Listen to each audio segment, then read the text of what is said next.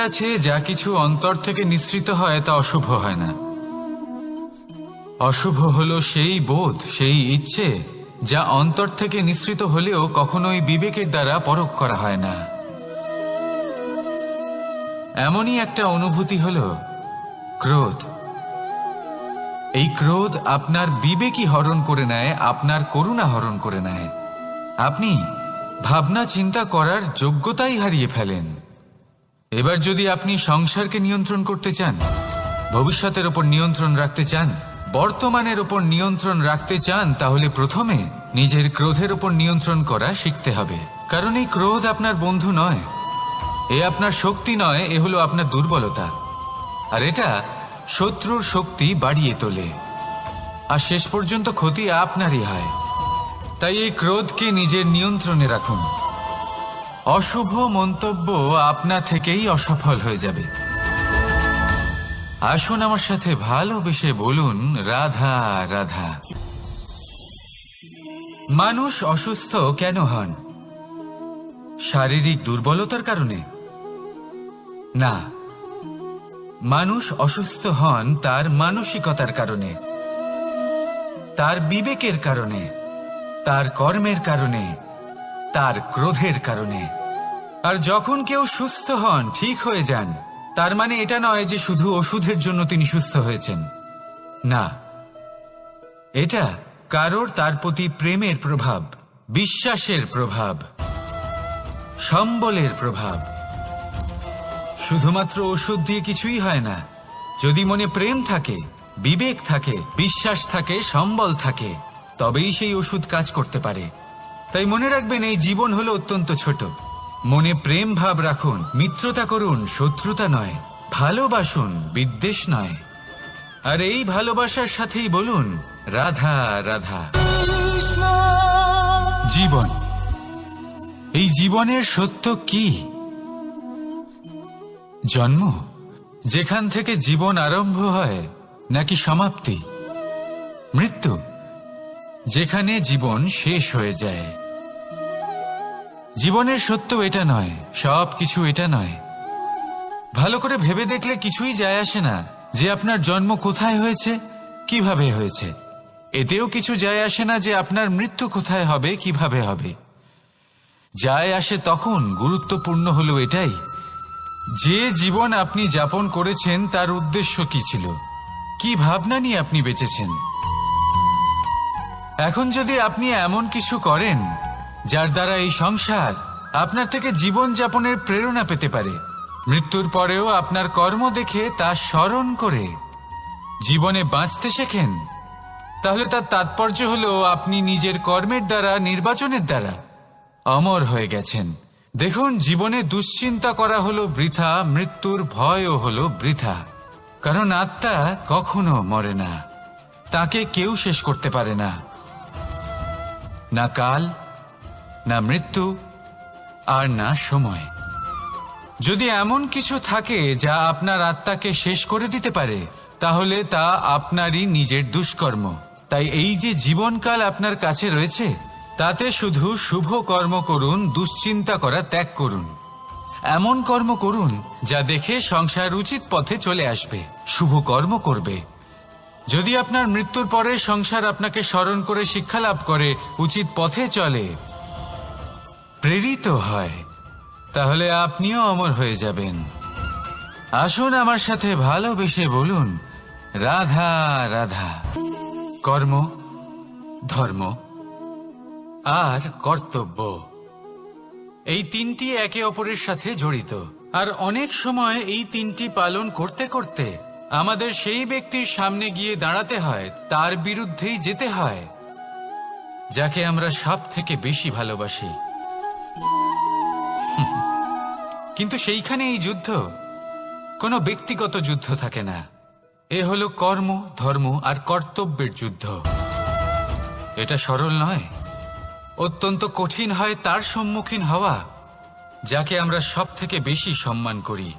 কিন্তু আমাদের তো আমাদের ধর্মের পথে চলতেই হবে, কারণ আমরা কর্মবদ্ধ, কর্তব্যবদ্ধ, আর এটাই করা উচিত। শুধু এটুকু মনে রাখবেন, যদি আপনার উদ্দেশ্য শুভ হয়, আপনার ভাবনা শুভ হয়, আপনি যদি কর্ম, ধর্ম আর কর্তব্যের পথে অগ্রসর হন, তাহলে এই প্রক্রিয়াতে যদি আপনাকে আপনার আরাধ্যেরও সামনে দাঁড়াতে হয়, তাহলেও আপনার কোনো ক্ষতি হবে না। তাহলে আসুন আর আমার সাথে ভালোবেসে বলুন, রাধা রাধা। প্রেম এই সংসারে এসেছিল এই সংসারকে প্রেমের শিক্ষা দেওয়ার জন্য, এই জীবনের সুখের অনুভূতি আসলে কি তা শেখানোর জন্য। কিন্তু যদি সত্যি কথা বলি, তো আমি নিজেই প্রতিদিন প্রেমের নতুন নতুন স্বরূপ দেখতে পাই, প্রেমের একটা নতুন অনুভূতি প্রত্যেক নতুন দিনে। আর তার কারণ হলো এই প্রেম অনন্ত, এ হলো দৈব।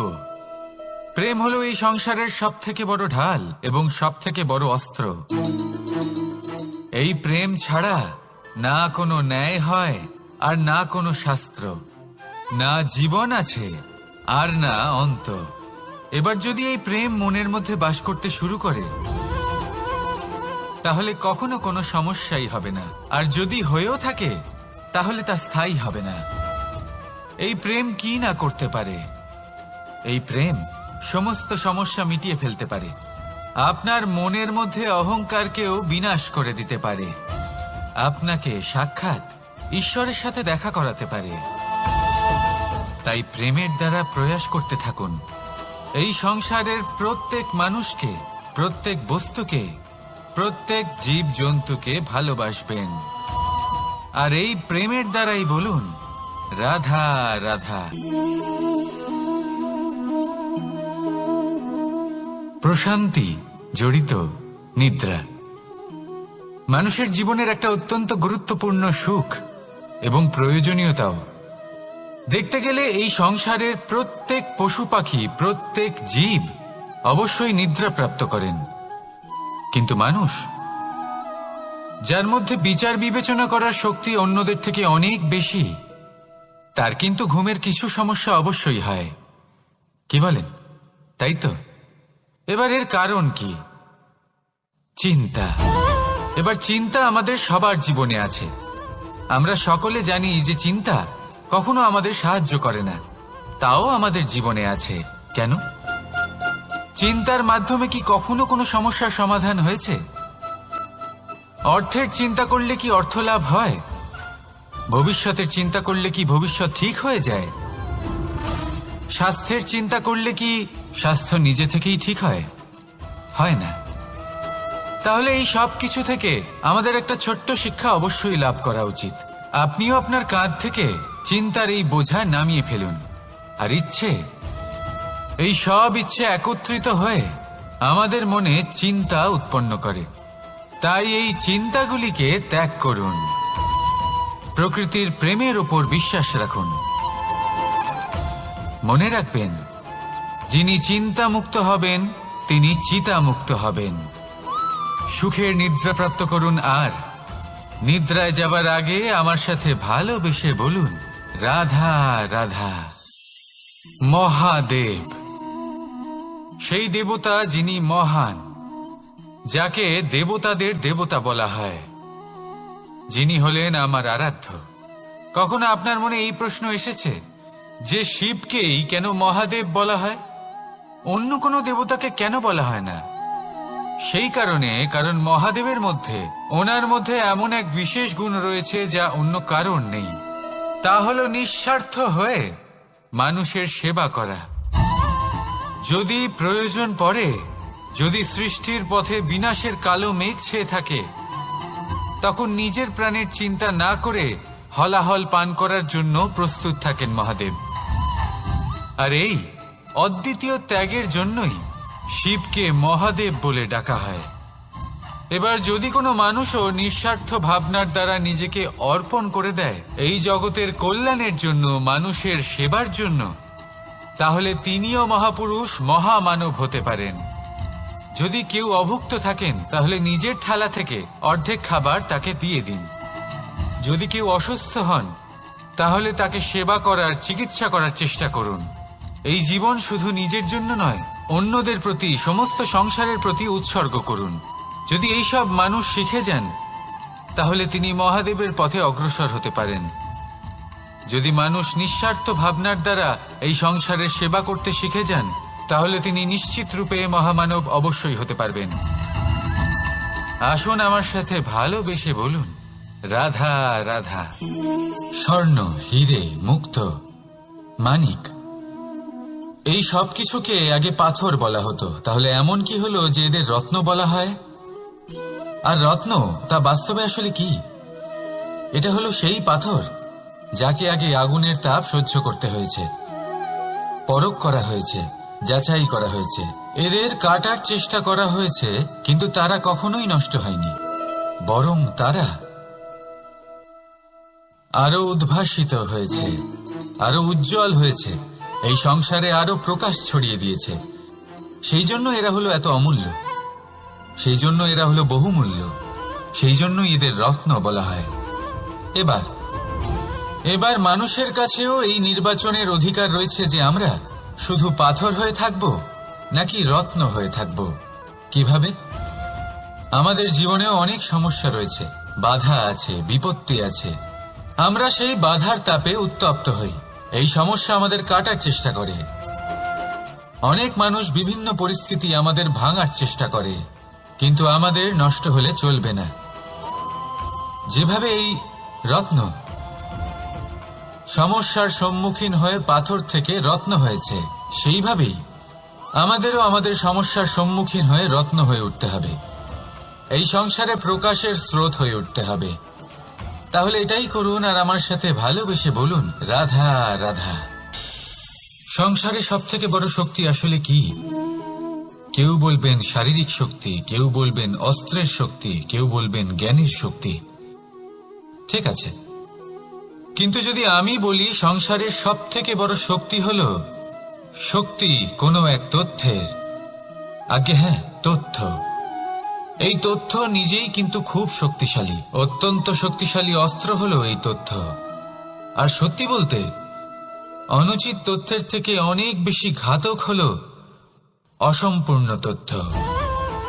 যেরকম আজ শাম্ব রুক্মির সাথে করেছে, ওকে অসম্পূর্ণ তথ্য দিয়েছে, তার ফলে বিনাশ হলো। যদি এইভাবেই আপনার কাছেও কোনো অসম্পূর্ণ তথ্য আসে, আর যদি আপনি তা পরখ না করে দেখেন, যাচাই না করে দেখেন, আর নিজের কর্ম করেন, তাহলে উত্থানের বদলে আপনি পতনের সম্মুখীন হবেন, বিকাশের বদলে আপনার বিনাশ হয়ে যাবে। মনে রাখবেন একটা অত্যন্ত গুরুত্বপূর্ণ কথা, সঠিক তথ্য পাওয়া সঠিক তথ্য দেওয়ার থেকে অনেক বেশি গুরুত্বপূর্ণ। আশা করি এই কথা আপনি বুঝেছেন। জীবনে যখনই কোনো তথ্য আপনি পাবেন, সেই বিষয়ে ভেবে দেখুন, পরখ করে দেখুন, যাচাই করুন, তারপর নিজের কর্ম করুন। আর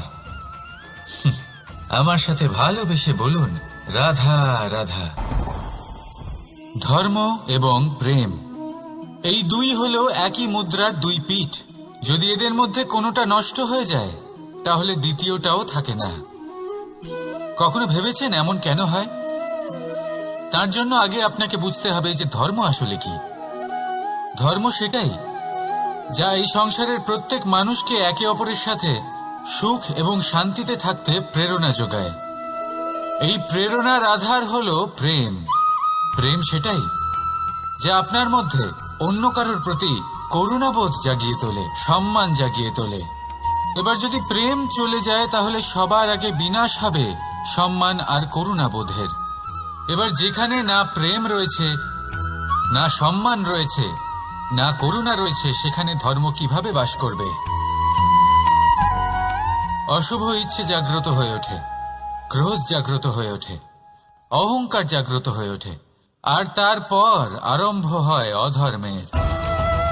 তাই যা যা ভাবনা আপনার অন্তরে প্রবেশ করছে, করতে দিন, কিন্তু যাই হোক না কেন, এই প্রেমকে নিজের থেকে দূরে যেতে দেবেন না। এই প্রেমকে চিরকাল নিজের কাছে রাখুন, নিজের হৃদয়। আর এই প্রেম ভাব নিয়ে বলুন, রাধা রাধা। এই সংসারে আমাদের জীবনের সব থেকে বড় দোষ কি আপনি জানেন? কেউ বলবেন লোভ, কেউ বলবেন লালসা, কেউ বলবেন অসত্য। দেখুন, দুঃখের মূল কারণ হলো পরিশ্রম না করা। কিছু মানুষ ভাবেন যে আমি জীবনে কোনো পরিশ্রম করব না, অথচ আমি সবকিছু প্রাপ্ত করতে চাই। আর এমন এক কারণের জন্যই দূতের মতো খেলা আমাদের জীবনে প্রবেশ করার সুযোগ পায়। দূত, এই দূত আসলে কি?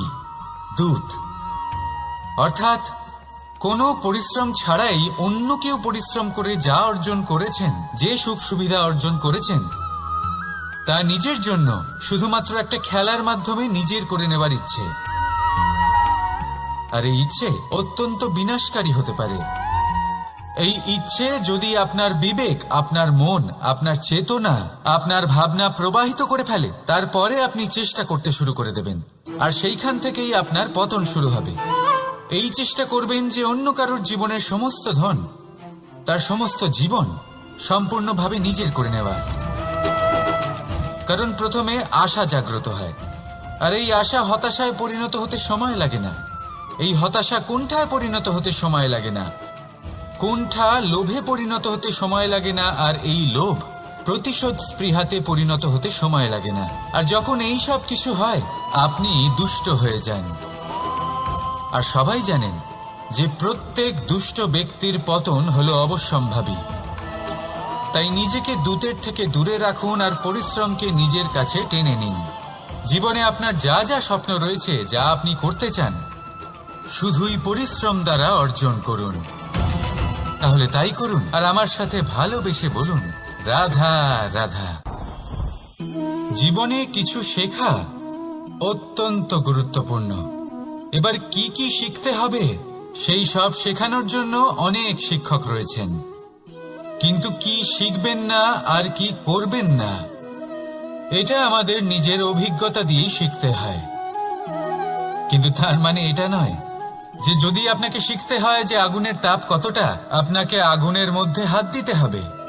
না, অন্য কারোর অভিজ্ঞতা দ্বারাও শিখতে পারেন। প্রশ্ন শুধুমাত্র একটাই যে আপনি কি শিখতে চান নাকি চান না। যদি আপনি এটাই ভাবেন যে আমি শুধুই নিজের অভিজ্ঞতা দ্বারাই শিখতে চাই, তাহলে জীবনকাল ছোট মনে হবে, অনেক কিছুই শিখতে পারবেন না। তাই নিজের সাথে সাথে বড়দের অভিজ্ঞতা দ্বারাও শেখা শুরু করে দিন। এই সংসারের অভিজ্ঞতা দ্বারা শিখতে শুরু করে দিন। আর এটা নিশ্চিত রূপে শেখা আবশ্যক যে কখন কি করবেন না, কোথায় থামতে হবে আর কোথায় থামবেন না। তাহলে আসুন আর আমার সাথে ভালোবেসে বলুন, রাধা রাধা। ভোজন। এবার ভোজন সংগ্রহ করার জন্য মানুষ কি না করেন, সব সময় চেষ্টা করতে থাকেন। ফসল উৎপাদনের জন্য অনেক পরিশ্রম করতে থাকেন, কিন্তু অনেক সময় অনেক পরিশ্রম করার পরেও ফসল ভালো উৎপাদন হয় না। এর কারণ কি? কারণ হলো এটাই যে আপনি পরিশ্রম হয়তো অনেক করেছেন, কিন্তু আপনার নজর তো সেই বীজের দিকে ছিলই না যা আপনি রোপণ করেছেন।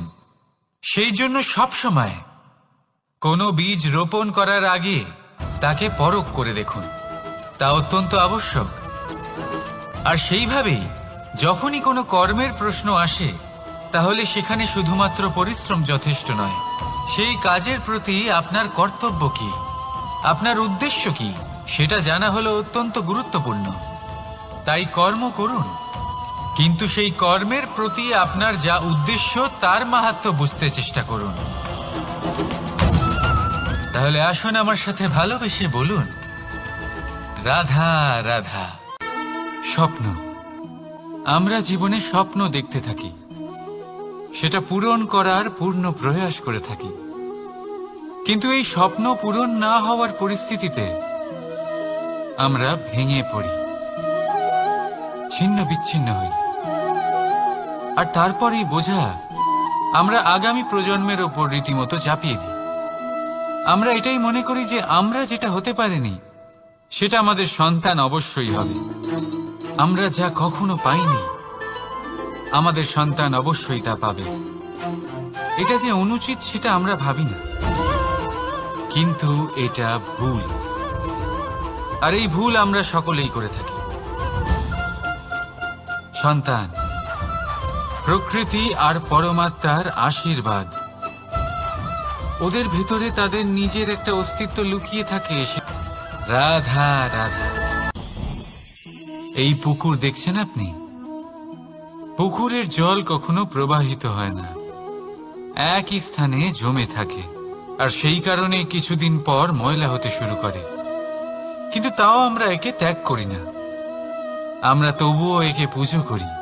শুধুমাত্র এই কারণে নয় যে অতীতে সে আমাদের তৃষ্ণা মিটিয়েছে, কিন্তু এই কারণেও যে যদিও বা সে ভবিষ্যতে আমাদের তৃষ্ণা না মেটায়, কিন্তু প্রয়োজন হলে আগুন অবশ্যই নেভাতে পারে। ঠিক সেই রকমই হয় আমাদের সম্পর্ক, যা আমরা বহু বছর পরিশ্রম করে তৈরি করি, যে দরকার পড়লে আমাদের সহায়ক হয় কোনো না কোনোভাবে। সেই জন্য সম্মান করতে শিখুন এই সম্পর্কগুলিকে, শিখুন এই সম্পর্কগুলিকে অটুট রাখতে। কথায় কথায় এই সম্পর্কগুলিকে ভেঙে দিতে শিখবেন না। রাধা রাধা। বিষ, এই শব্দটা শুনলেই মনে অনেক কল্পনা জন্ম নেয়। কল্পনা অসহ্যকর তিক্ততা, কল্পনা অত্যন্ত বেদনাদায়ক মৃত্যু।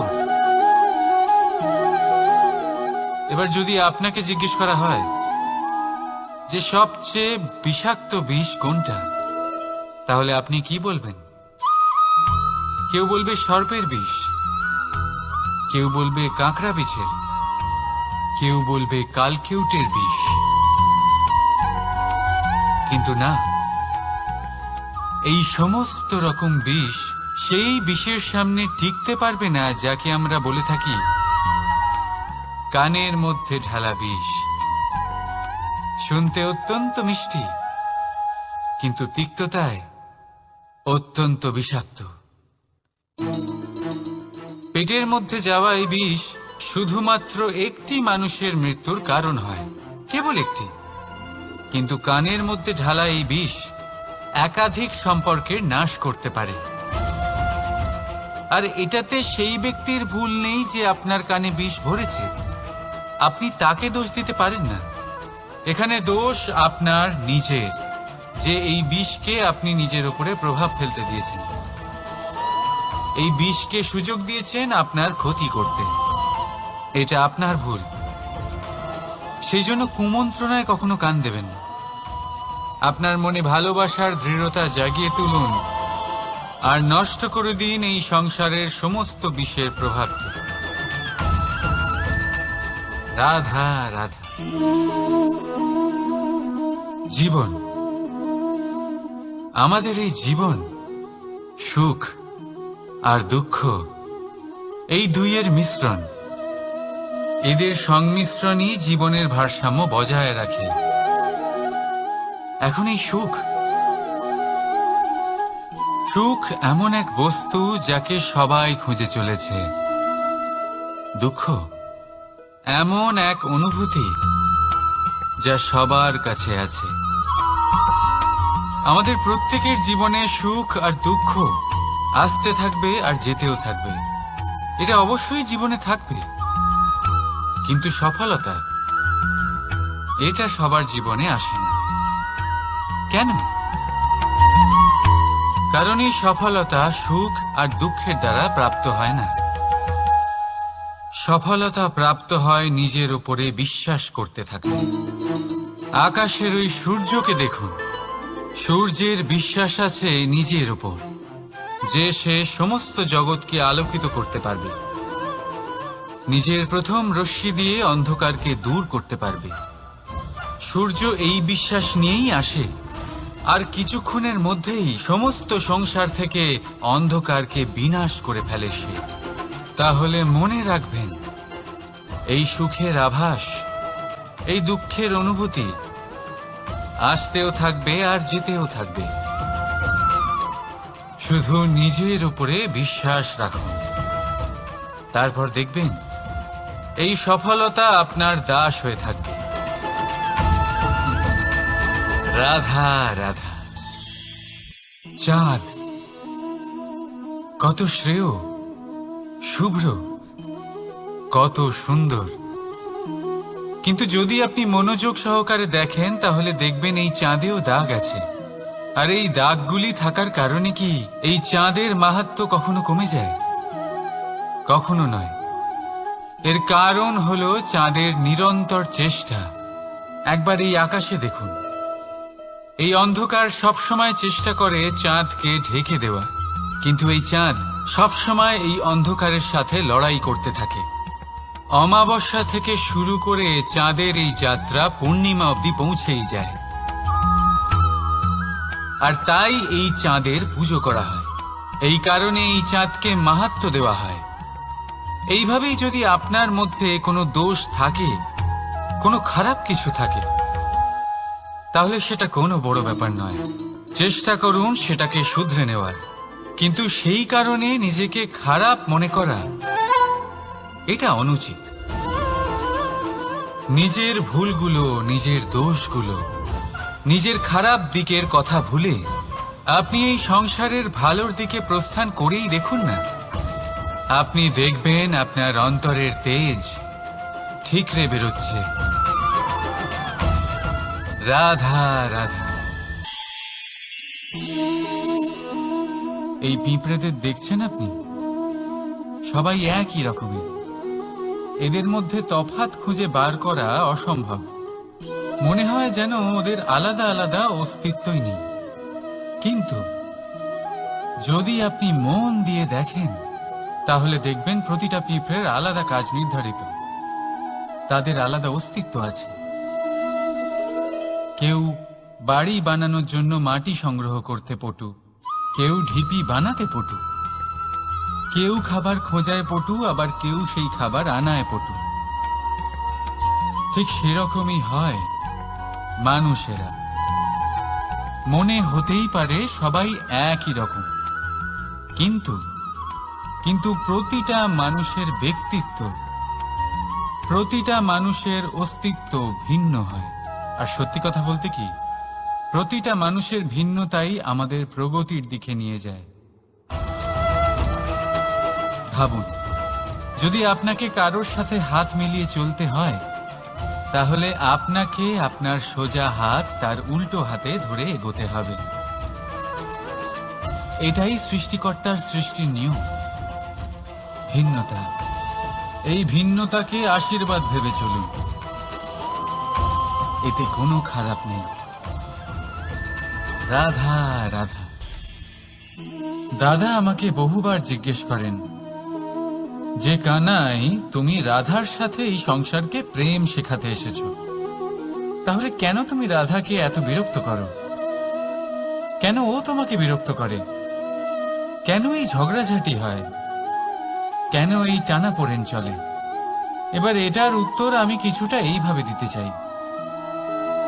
পিঁপড়ে সেই বাড়িতেই প্রবেশ করে যেখানে মধু উপস্থিত আছে।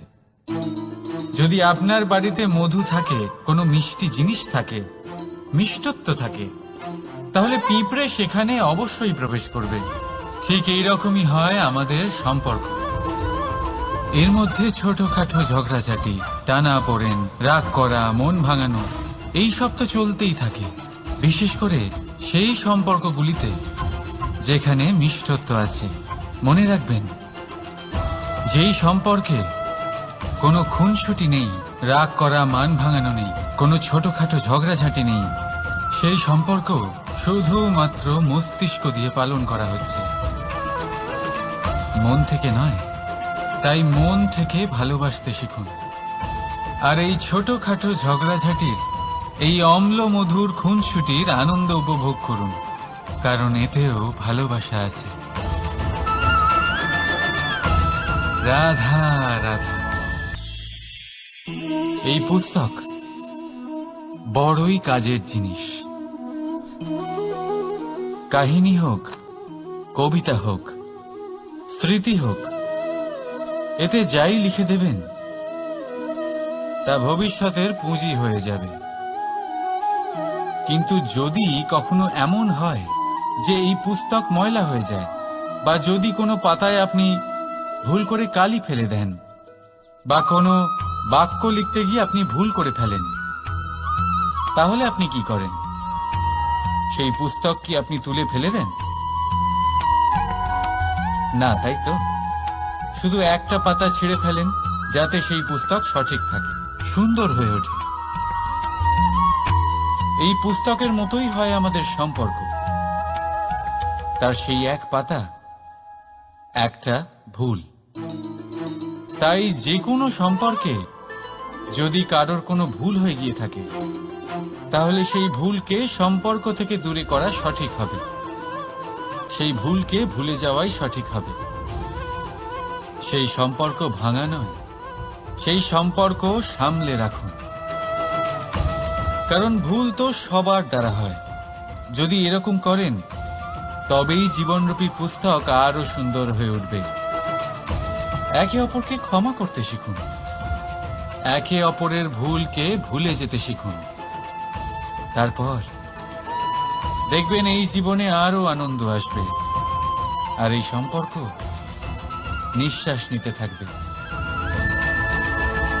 রাধা রাধা।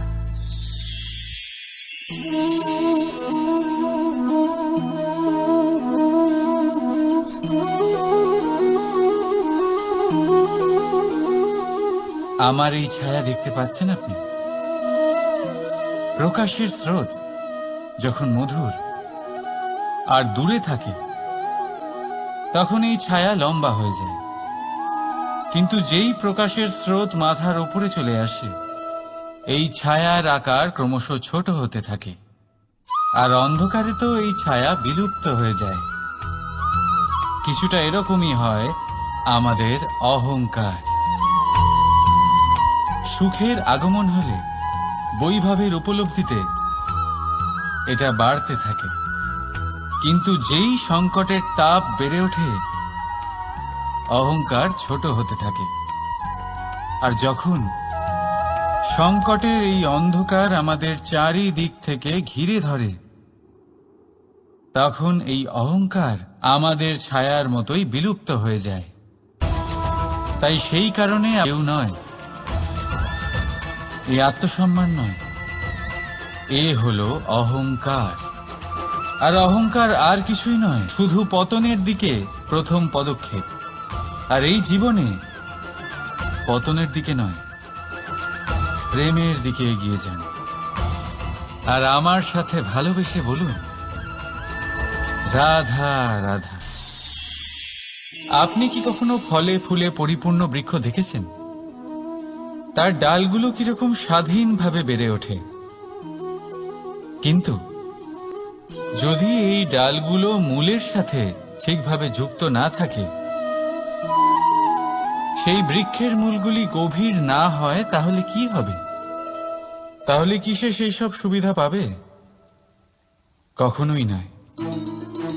সেই বৃক্ষের ডাল পড়ে যাবে, সেই বৃক্ষ ভূমিষ্ঠ হয়ে যাবে।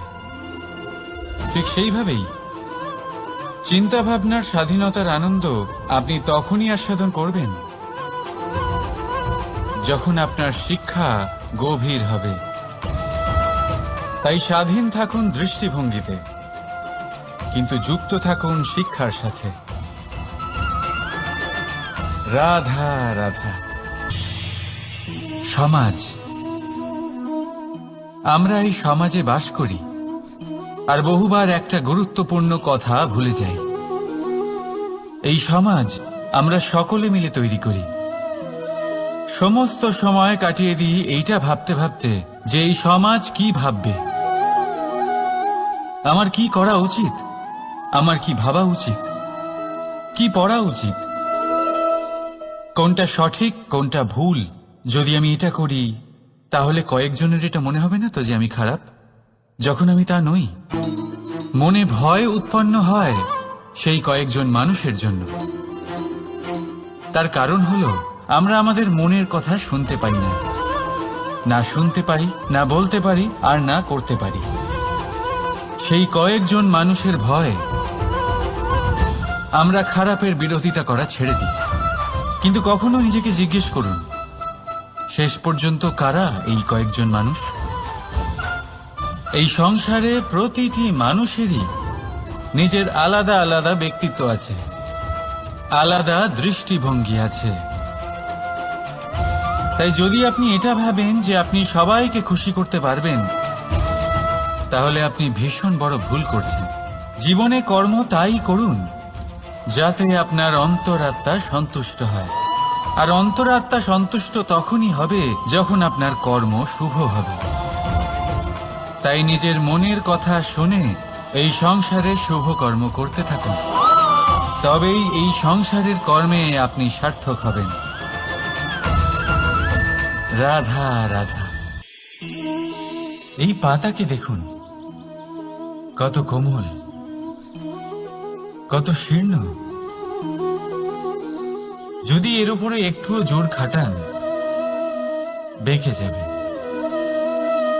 পাতা তো এরকমই হয়, একটু জোর খাটালেই তা বেঁকে যায় এদের নমনীয়তার জন্য। কিন্তু ওদের এই নমনীয়তার জন্য ঝড়ে, বিপর্যয়ে ওরা ভেঙে পড়ার থেকে বেঁচে যায়। যদি এদের বদলে কোনো দৃঢ় বৃক্ষ হয়, তখন হাওয়ার তীব্র গতি সে সহ্য করতে পারে না, তার সম্মুখীন হতে পারে না, ভেঙে পড়ে যায় সে। ঠিক সেই রকমই হয় আমাদের সম্পর্ক। যদি এর মধ্যে সেই নমনীয়তা না থাকে, অহংকারের দৃঢ়তা থাকে, সেই সম্পর্ক নষ্ট হয়ে যায়। তাই আনুন এই নমনীয়তা আপনার সম্পর্কে, যাতে কাল যদি কোনো সমস্যা এসে দাঁড়ায়, এই সম্পর্ক যেন না ভেঙে যায়। একবার ওই আকাশের দিকে তাকান, সূর্য চন্দ্রকে দেখে নত হয়ে যায়, আর আমরা তো সাধারণ মানুষ। তাই সম্পর্ক নিচু করবেন না, সম্পর্কের সামনে নত হতে শিখুন। রাধা রাধা। প্রেম, আমরা সকলে প্রেম করি, প্রেম পাওয়ার চেষ্টা করতে থাকি। আর এমনও অনেক মানুষ আছেন যারা প্রেম অর্জন করেও ফেলেন, কিন্তু সেখান থেকে শুরু হয় এক নতুন অধ্যায়ের। আচমকা দুই প্রেমীর কিছু অনুচিত বলে মনে হতে থাকে, আচমকা দুজনে নিজেদের অস্তিত্ব নিয়ে বিচলিত হতে থাকেন। এবার এমন হলে কি করা যেত? এই হলো চুন।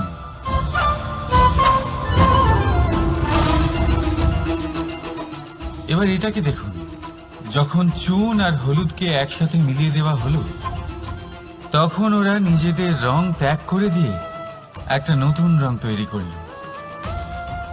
প্রেমের রঙও কিছুটা এইভাবে অর্জন করা হয়। এখানে কোনো আমি থাকে না, শুধু আমরা হয়, শুধু একাত্ম হয়। সেই জন্য ত্যাগ করুন নিজের অস্তিত্বকে, আর মনের উত্তেজনাকে আলিঙ্গন করুন। তারপর দেখুন আপনার এই প্রেম আপনাকে কোথায় কোথায় নিয়ে যায়। রাধা রাধা।